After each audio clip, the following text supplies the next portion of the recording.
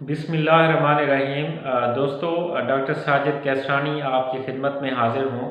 आज का मेरा टॉपिक है मूवैक्स टेबलेट के बारे में।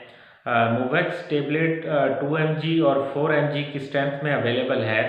इसके अंदर जो साल्ट है मसल रिलैक्सेंट टाइजेनिडीन जो है वो 2 mg या 4 mg मौजूद है।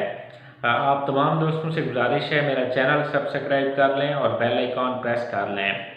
दोस्तों, ये जो गोली है ये मसल एक्स और मसल की जो पट्ठों का जो खिंचाव हो तो उसमें मसल स्पास्टिसिटी हो तो उसमें ये गोली बहुत इफ़ेक्टिव है।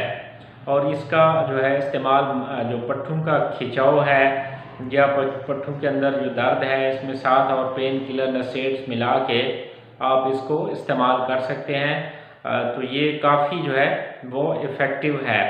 अब ये 2 से 4 मिलीग्राम की टेबलेट में ये अवेलेबल है। इसको आप एक गोली सुबह दोपहर शाम इस्तेमाल कर सकते हैं और साथ भी पेन किलर साथ जो है ना मिला के इस्तेमाल करेंगे तो ये आपको जो लो बैक पेन का मसला है या कहीं भी जो पट्ठे का खिंचाव है पट्ठों का तो उसमें ये काफ़ी इफ़ेक्टिव है।